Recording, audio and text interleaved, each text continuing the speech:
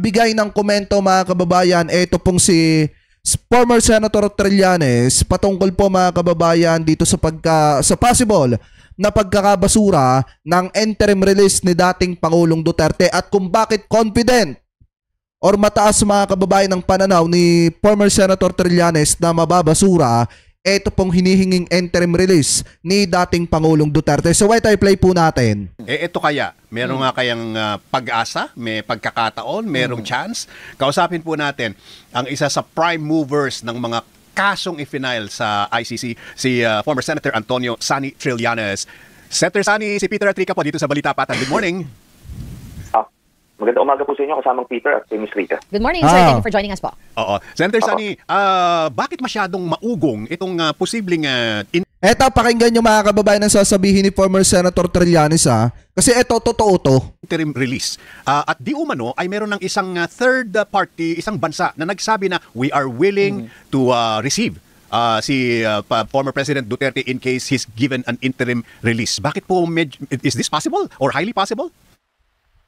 Ito po, para lang malagay natin sa konteksto, ano po. Itong news na ito ay nagmula doon sa Defense Council ni Duterte. So yan po ang konteksto niyan. Natural, ang angulo niya ay parang approved na, as good as approved. Okay? Ito po. Kasi kung titingnan nyo mga kababayan, hindi rin natin masisisi yung mga DD shit na mag-invento na ng mga kwento na kesyo nakalabas si Duterte, kesyo nakalaya na mga kababayan. Kasi nga, kahit sila, pinapaasa sila nung legal team ni Duterte mga kababayan doon po sa dahig. Kung iisipin po natin kanino ba nagmula yung balita na ito pong si Duterte mga kababayan ay possible na mapagkalooban ng interim release at may bansa na handang sumalo kay Duterte kung sakaling ito'y bigyan ng pansamantalang kalayaan. Di ba yung balitang yan, ang galing lang din yan doon po mismo sa legal council or legal team ni Duterte dyan po sa The Hague, Netherlands. Kaya nga mga kababayan, kung iisipin po ninyo yung mga sinasabi ng mga legal team, legal council ni Duterte dyan po sa The Hague, niyang sina Koopman, ano yan, pagpapaasa lamang po yan sa mga taga-suporta ni Duterte. Alam naman po nila na yung interim release ni dating Pangulong Duterte ay pahirapan po talaga yan. Walang kasiguraduhan yan mga kababayan. Ay base po sa nakalap nating impormasyon, ito ay kukontrahin ng prosecution diba? ng ICC in the same way na inopose yung mga iba't ibang mga naunang motion ng defense. So, pero kasi inangguluhan nila na parang done deal na ito, walang kukontra, at kung pumayag na parang ganun yung pagka-package nila ng balita. Opo. Kaya yun naman po ang naging reaction ng mga stakeholders, parang naalarma na parang mangyayari na. Di ba? Ito ay kagaya ng mga iba't ibang motion. Kasi nga, saan ka ba naman nagkatala? Sasabihin mo publicly na may bansa ng handang sumalo, parang done deal na, okay na itong interim release ni dating Pangulong Duterte, makakalabas na at may bansa ng sasalo. Kaya yung mga taga-suporta ni Digong, talagang tuwan-tuwa at naggawa na ng mga video na kunyari nakalabas na etong si Duterte at nakalaya na kahit wala naman po talagang katotohanan. Nila na nauna, ito ay kukontay ng prosecution at magbibigay ng desisyon yung pre-trial chamber ng ICC. Nasa ngayon po, sa 5 naunang motion ng prosecution ay ng depensa nila Duterte ay lahat po yon ay na-deny. Di ba? Just like the rest. Of course, there is the possibility na magagrant po ito. Sa daming musyon ng kampo ni Duterte, pero maliwanag po sa sinasabi ni former Senator Trillanes na yung mga musyon ni Duterte mga kababayan, karamihan po doon ay na-deny. Yung mga musyon para doon sa interim release, pakitama na lamang po ko kung ako po ay mali. Pero kagaya ng mga nauna, ito ay i-deliberate ng gusto ng ICC pre-trial chamber. Okay. Yung pong binabanggit na bansa na miyembro ng ICC, do you have any idea which country this is, Senator Sani? Ano po ito? Redacted po ito. Kaya only the pre-trial chamber and the prosecutor ang nakakaalam nito. Pero sabi ko nga, suntok sa buwan mo ito, no? Regardless kung saan man yung buwan ay ang bansa na yan. Suntok po sa buwan yan. Ito ginagawa lang ito nung mga abogado ni Duterte. Siyempre, kailangan po nilang i-justify yung malaking bayad sa kanila na base sa impormasyon ay umaabot po ng 150 million pesos a month. Diba? Kada buwan, meron silang kunyaring ginagawa para lang masingil sila na maayos. Ganun. Iyan yung totoo dyan. Yan yung totoo dyan mga kababayan. Tama yung sinasabi dito ni former Senator Trillanes. Siguro yung ginagawa na lamang nung abogado ni Digong ni na Koopman dyan po sa The Hague, Netherlands, gumagawa na lang sila ng mga ng mga dahilan, mga kwento, mga kababayan, mga kunyari update sa mga sumusuporta kay Digong kasi sa laki ng bayad sa kanila, kailangan may maipakita sila na progreso ng kanilang ginagawang pagtatrabaho patungkol dito sa kaso na kinakaharap ni dating Pangulong Duterte. Kaya ganyan na lamang po yung mga binibitawan nila na kunyari good news sa mga DD shit pero deep inside mga kababayan, wala pa naman palang nangyayari. Or hindi pa umuusad. Or wala pang resulta sa mga pinaggagawa po nila. Palusot sa madalit salita yung ginagawa dito ni na Koopman. Kunyari, dandil na yung interim release, pero kalaunan, wala pa naman pong sinasabi ang International Criminal Court. Siyempre, sa laki ng bayad sa kanila, kailangan nila mag-update. Po yan. Pero malabo pa po yan mangyari. Diba? Sir, yung tinitingnan pong dahilan nitong request nila for interim release ay health reasons ng dating Pangulo. Ngunit dun sa check-up naman ng ICC before he was detained, sinabi naman nila that he's in perfectly good condition. So, diba? Kung nakita na po ng ICC and na okay naman ang kondisyon ng kalusugan ng dating Pangulo, ano pa po ba yung susuyok iba pang dahilan? Maari ba nilang gamitin ang kanyang pagiging pagkapanalo bilang mayor ng Davao na maging dahilan for his interim release? Hindi po. Our blend, Kasi wala namang pakialam ang ICC dyan kung nanalo kang mayor ng Davao or hindi. Ang tinitingnan ng ICC dyan yung kasong kinakaharap mo na dapat harapin mo. Tandaan nyo mga kababayan kung sasabihin sa inyo ng mga DD shit na dapat lang palabasin si Tatay Digong dyan sa dahig. Kasi dapat nang umupo yan bilang mayor ng Davao City. Uulitin ko, walang pakialam dyan ang International Criminal Court. Ang pinapakailaman ng International Criminal Court dyan yun pong kaso ni Duterte na Crimes Against Humanity na pag-uusapan sa Setyembre mga kababayan. Walang pakialam ang ICC dyan kung nanalo siyang mayor or hindi. Kahit nga nanalo pa siyang senador, walang pakialam dyan ang ICC. Dahilan, yung mga previous na cases na nag-grant po ang ICC ng interim release, ito ay mga involved na doon sa kaso na hindi sila yung principal. Kaya nga. Yung mga medyo manghina yung ebidensya laban sa kanila at yun na nga, yung merong immediate na health concern. Ito, gaya ng nasabi ninyo, na subject yan siya sa medical check-ups na binigyan siya ng clean bill of health ng ICC to undergo trial. Kaya hindi applicable sa kanya lahat ng mga prior cases. So again, sinasabi po natin na ito ay kukontrahin ng prosecution. Tama! Contrary dun sa nilabas na balita na pumayag na yung prosecution. Hindi po totoo yun. Yan po ay propaganda nung kampo ng mga Duterte. Fake news na naman! Fake news na naman mga kababayan. Kahit pala itong si Atty. Koopman, gumagawa rin pala ng fake news to mga kababayan. Biruin nyo yung ipinapalabas nila na yung interim release na dating Pangulong Duterte, may bansa ng handa na sumalo kay Digong, tumanggap kay Digong kung sakaling makalaya ito, wala pa palang katotohanan yan at wala pa naman palang talagang totoong update patungkol dyan. Kumbaga, propaganda lang ito ng kampo mga kababayan ni Duterte para maging panatag yung isipan ng mga DD shit. Pero definitely, wala naman palang katotohanan. So, ibig sabihin mga kababayan ko, kontrahin na naman po ito ng prosecutor ng International Criminal Court. Lalo lang madidiin etong si Duterte sa ginagawa ng kanyang mga legal team. Senator Sonny, but what is confirmed already is naihain na po yung motion na yun, yung for interim release.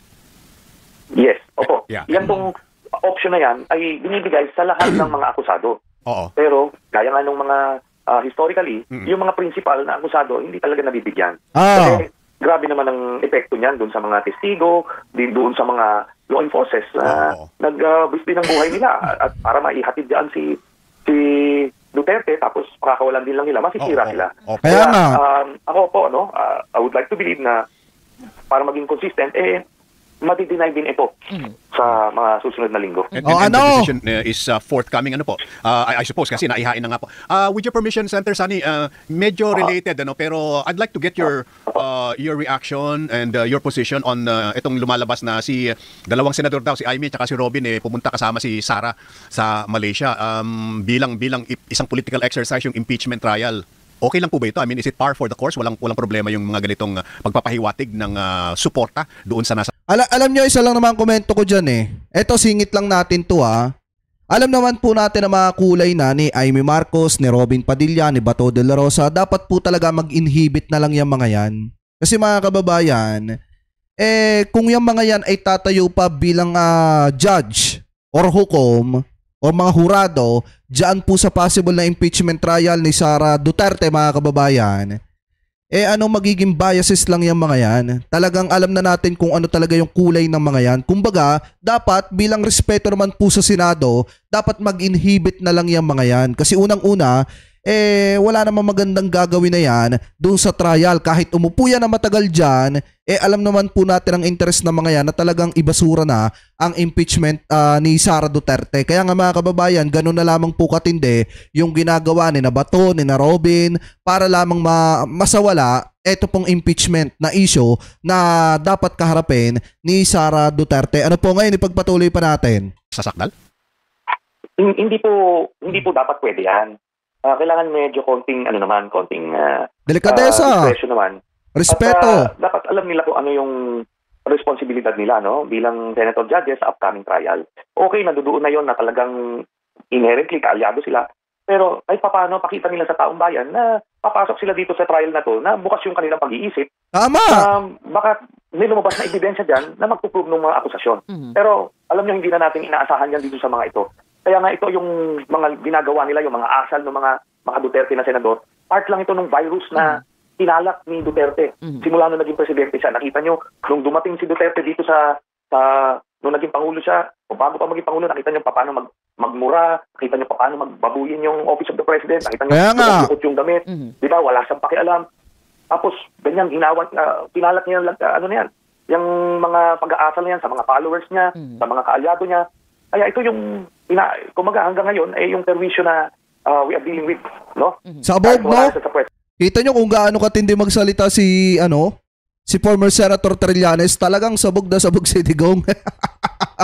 Biruin nyo mga kababayan, totoo nga naman Kasi nung panahon ni dating Pangulong Duterte, nung siya naging presidente, talagang naikalat niya mga kababayan sa kanya mga kaalyado, kanya mga taga-suporta, yung ganyang klase ng pag-uugali mga kababayan. Kita nyo, kung matitinong senador yan, sina Amy, sina Robin Padilla, hindi dapat nila ipapakita na mismong yung lilitisin nila, kasama nila, ipinangangampanya pa nila. Saan kayo nagkatala ng senador na ganyan? Kasakasatata yung judge, tapos yung lilitisin po nila, kasama nila, nagpapasarap sa ibang bansa. Ito na ilang taon na.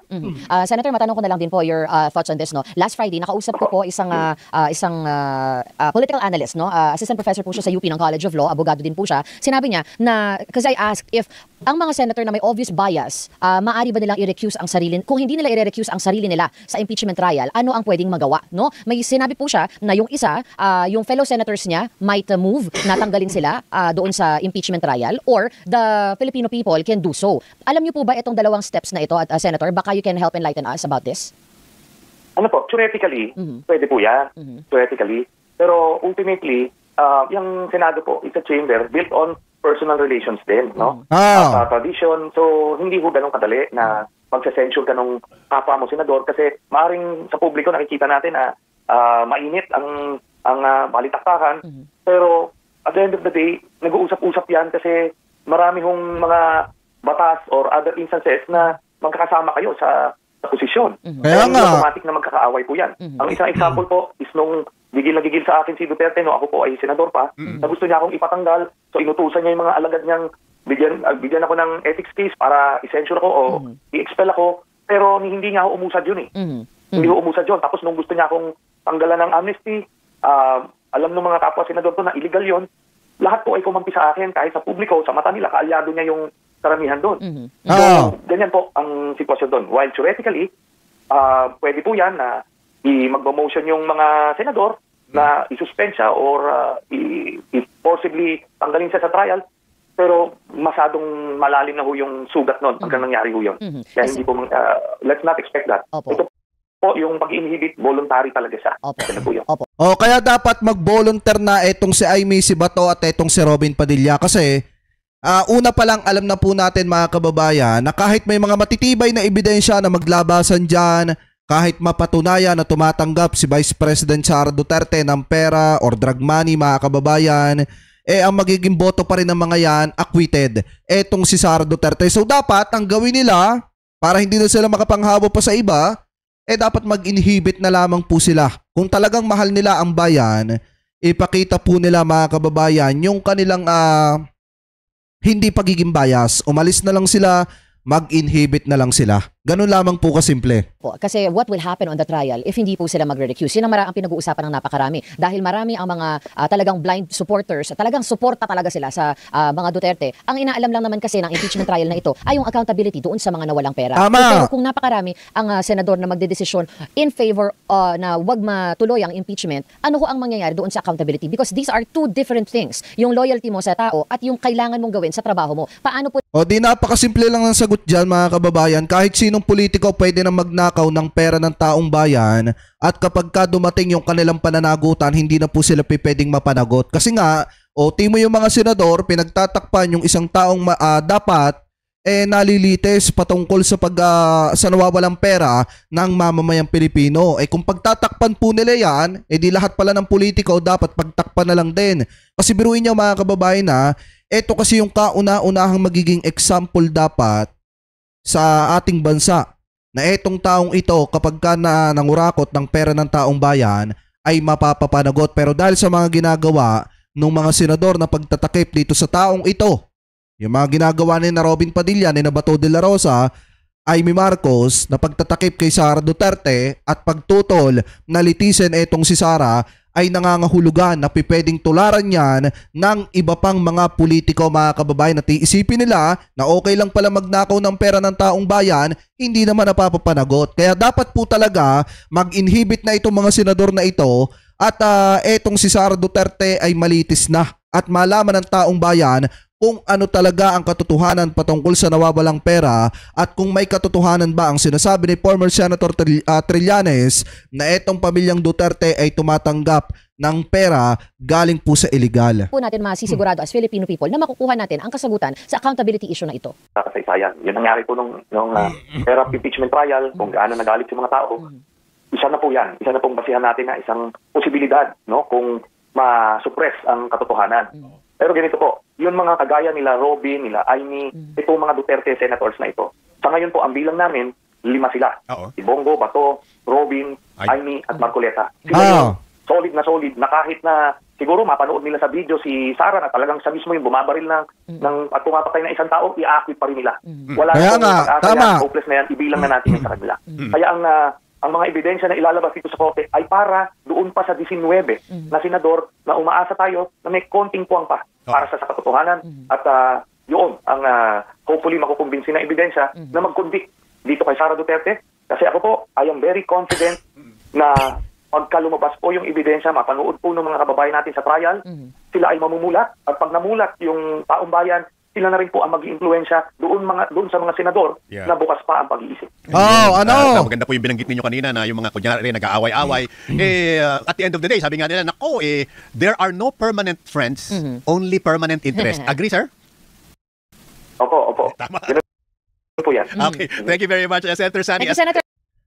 Cut na natin mga kababayan dito. Maliwanag yung sinasabi dito ni former Senator Trillanes. Siguro mga kababayan, yung 5 na binanggit dito, Marcoleta, Robin Padilla, Bongo, Bato, Amy, siguro kahit makita nila etong si Sara Duterte mismo ang gumagawa ng krimen mga kababayan, ia-acquit pa rin nila. Kasi nga, solid Duterte sila, pro Duterte sila. Pero yung iba mga natitirang senador, dapat po talaga na maipresenta sa kanila yung mga ebidensya at makita po nila yung mga ebidensya. At tayo naniniwala po tayo na kapag umingay na ang panawagan ng mamamayang Pilipino na dapat managot etong si Sara, baka maging bukas ang puso ng mga senador na yan na i-convict eto pong si Sara Duterte, napapanagutin eto pong si Sara Duterte mga kababayan. Ano po? Kasi nga, hanggat hindi po nakikita ng taong bayan yung mga ebidensya, hindi naman pwede na ibasura na lang ng ganun-ganun lang yung impeachment mga kababayan ni Sara Duterte. Dapat magkaroon ng trial at makita ng mamamayang Pilipino yung mga matitibay na ebidensya